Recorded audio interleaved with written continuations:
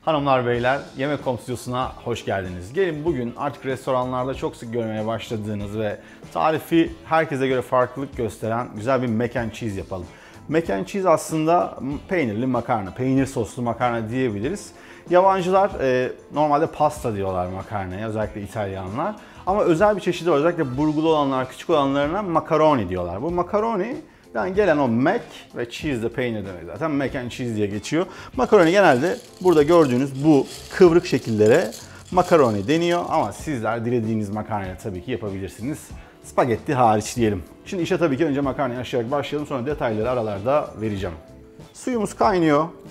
İçerisine bolca tuz atıyoruz ve makarnayı içerisine atacağız. Buradaki püf noktası, makarnayı çok fazla pişirmeyeceğiz. Şöyle bir tavsiyem var. Genelde paketin üzerindeki ideal pişirme süresinin tam yarısı kadar pişirmek yeterli olacaktır. Yani 5 dakika pişse kafi. Ve biz de orada hemen sosu yapalım. Tenceremizin altını açalım. Gördüğünüz gibi işlemler pratik, basit. Tencerenin içerisine yaklaşık 2 yemek kaşığı kadar tereyağı atalım. Ve 2 yemek kaşığı kadar da un ekleyeceğiz ve bunları güzelce kavuracağız. Basit bir aslında beşamel yapıyoruz ama böyle koyu değil, birazcık akışkan bir beşamel olacak. Sonrasında içerisine bolca, hatta bolca peynir ekleyeceğiz. Şöyle silmeden biraz fazla, 2 yemek kaşığı un yeterli olacaktır. Makarna içerisindeki o nişasta da zaten bağlamaya yardımcı olacak. Peynirler bağlamaya yardımcı olacak. Daha konuşurken böyle ağzım sulanıyor şu anda. Daha yapmaya başlamadım bile. Unun kokusu çıkana kadar güzelce kavuruyoruz.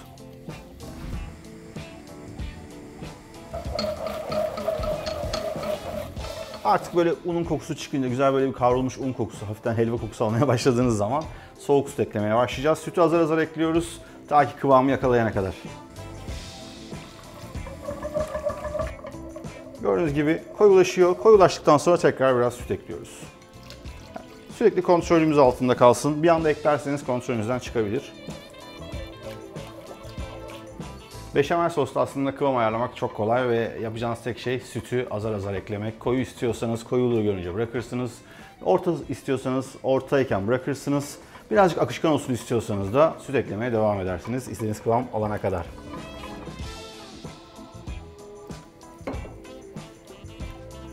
Kıvamını akışkan yapmamızın tabii ki bir sebebi var burada. Makarnaları yarım pişireceğimiz için o makarnalar o sosu çekerek pişmeye devam edecekler. Çok koyu bırakırsak hem makarnalar kuru kalacak hem de geriye sos vesaire kalmayacaktır. Evet, beşamel artık istediğimiz kıvamda neredeyse. İçerisine çok az tuz atacağım çünkü peynirlerden epeyce bir tuz gelecek. Karabiberi bol atıyoruz. Ben epeyce karabiberli seviyorum, siz azaltabilirsiniz.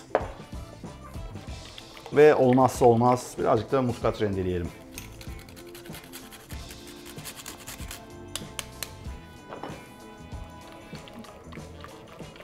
Böyle kıvamı neredeyse böyle terbiyeli çorba gibi düşünebilirsiniz. Aklınızda hani böyle kıvam kalsın diye söylüyorum bunu. Çok akışkan olacak. Makarnalar neredeyse hazırlar. Şimdi ufak ufak birleştirmeye başlayacağız. Sosun altını iyice kıstım.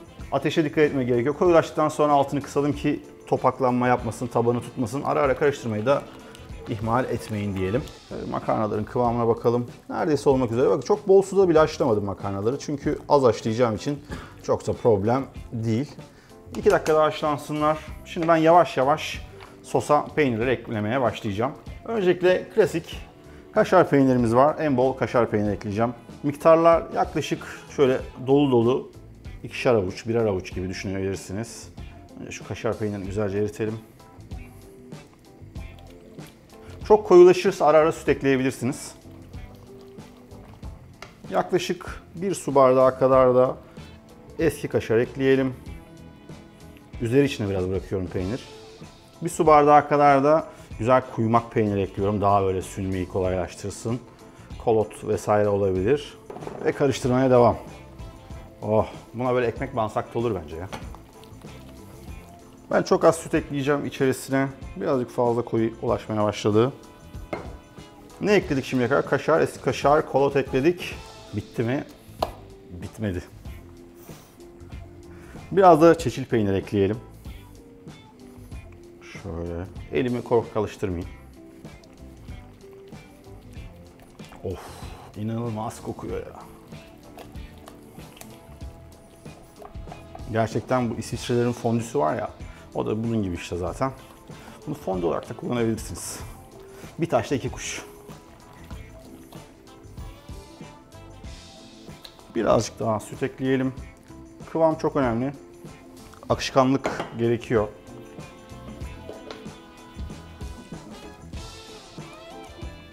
Makarnanın altını kapattım. Şimdi süzeceğim ama şu peynir ekleme işlemini bitireyim.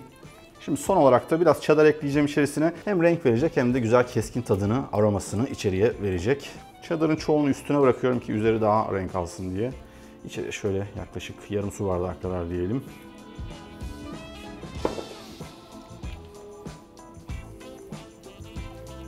Gördüğünüz gibi peynirler artık iyice dağılmaya başladılar. Birbirlerine karıştılar. Şimdi makarnaları süzdüm. Hemen sıcağı sıcağına hafif suyuyla beraber içerisine ekleyeceğiz. Azar azar ekleyelim. Bu tencere almayacak gibi. Böyle 6 ile 8 kişi arasında inanılmaz bir sofra kuracağınız kadar makarnamız mevcut. Of. Bakın makarna hafiften sulu olduğu için hemen çözülmeye başladı. O sos makarnanın içerisindeki o deliklerden giriyor şu anda. İnanılmaz. Tamam, makarnayı da ekleyelim.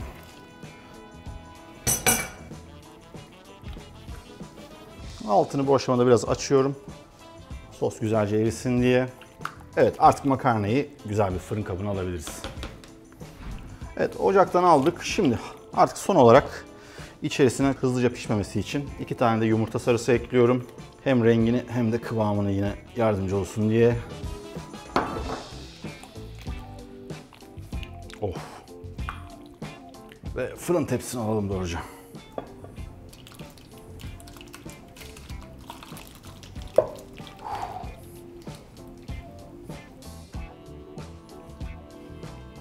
Fırın kabını gördüğünüz gibi ağzına kadar doldurdum. Umarım taşmaz. Taşarsa da yapacak bir şey yok. Şimdi arttırdığımız peynirler vardı ya, onları üzerine koyma vakti. Ne kaldıysa. Tabii ben hepsinden arttırdım birazcık. Sadece çeçil peynirinden üzerine koymayacağım. Eski kaşar. Ve son olarak da birazcık cheddar.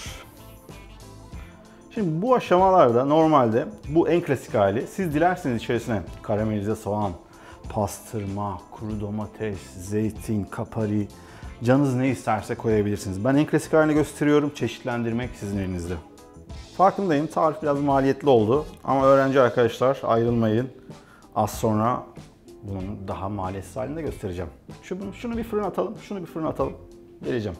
180-190 derece gibi fırına atacağız. Sosu çekip peynirleri eriyene kadar aşağı yukarı bir yarım saat daha fırında duracak. Sonrası zaten şölen. Şimdi bu taşar, muhtemelen ben bunu bir tepsiye koyayım. Tepsiyle beraber fırına atayım.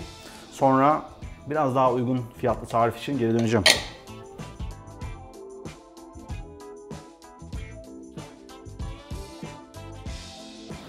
Evet. Diğerini fırına attık. Şimdi az bulaşık çıkartan, yine tek tencerede şahane böyle peynirli, akışkan, mis gibi bir makarna daha yapacağız. Tencerenin içerisine şöyle yaklaşık yarım litreden biraz fazla süt koyalım. Şimdi burada dikkat. Süt soğukken makarnayı da ekliyoruz içerisine. Normalde sıcak suya da sıcak bir şey ekleriz ama burada yavaş yavaş birlikte pişsin istiyoruz. Çünkü bir daha hiç yapmayacağız. Makarnanın nişastası sütü de bağlayacak. Böylelikle kendiliğinden sos haline gelecek. Aşağı yukarı aynı seviyede olsunlar, yeterli olacaktır. Altı açık, birazcık pişsinler, sonrasında tekrar geri geleceğim. Gördüğünüz gibi daha diğerinin peynirleri erimeden 15 dakika gibi kısa bir sürede sütü güzelce çekmeye başladı. Kendiliğinden sos haline geliyor zaten makarnanın nişastasıyla beraber. Şimdi lezzeti tabii ki arttıracağız burada da. Tuzunu atmamıştık, birazcık tuz atalım. Her yerine gelecek şekilde. Karabiberimizi ekleyelim. Dileyen varsa muskat da eklesin. Hatta sevdiğiniz başka baharatlar varsa onları da ekleyebilirsiniz. Bir de kimyon falan birazcık yakışmayabilir ama toz kırmızı biber, pul biber onlar yakışacaktır. Ben içerisine bir diş de sarımsak ekleyeceğim.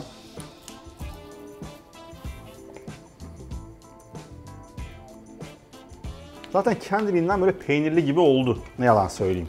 Sosu direkt içerisinde kendiliğinden var. Ama varsa şöyle bir avuç kadar evinizde ne varsa, ben en ucuzundan kaşar peyniri şöyle bir avuç her yerine gelecek kadar ekliyorum ve bitireceğiz bunu. Sonrasında dileyen biraz maydanoz, ekmek kırıntısı, onları da göstereceğim şimdi. Bakın nasıl uzuyor.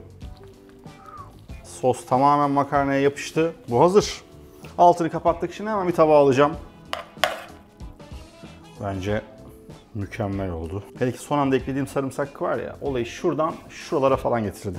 Yani gençler bu kıyamı unutmazsınız değil mi? Yani abonelik olur, paylaşım olur. Bunlar da abinizle aranızda böyle nasıl diyelim karşılıklı bir ilişki olsun. Varsa, bakın bu hali güzel zaten ama varsa süslemek isteyen, bizim dolapta tabii yok o yüzden işim çok kolay. Doğranmış biraz maydanoz, taze soğan, ne isterseniz. Hatta bakın şurada böyle kuru bir tane ekmek kabuğum var. Bayağı kuru ekmek kabuğu. Varsa rende, böyle biraz doku katsın diye bu ekmek kabuğunu üzerine rendeleyin. Ve hazır. Yani bunun tadına hemen bakacağım ya. Ben bunu zevkle yerim. Bakalım ne kadar yanacağız.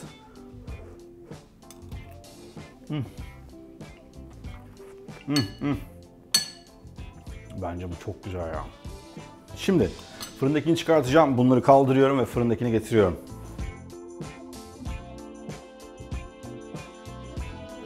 Oy. Allah. Vazgeçtim. Bu 8 değil. Bu en az 10 kişilik oldu. İnanılmaz ağır çünkü ama çok güzel ya. Soslar böyle kımıl kımıldı fırındayken bakın böyle aralardan tekrar çıkıyor. Bunu yemeye kıyamayız. Zaten bunu hemen yersek muhtemelen inanılmaz yanarız. Birkaç dakika dinlensin, sonra yiyelim.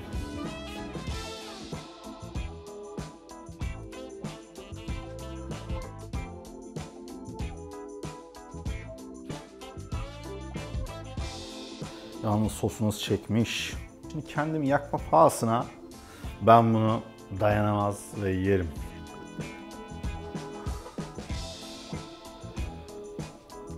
Oh.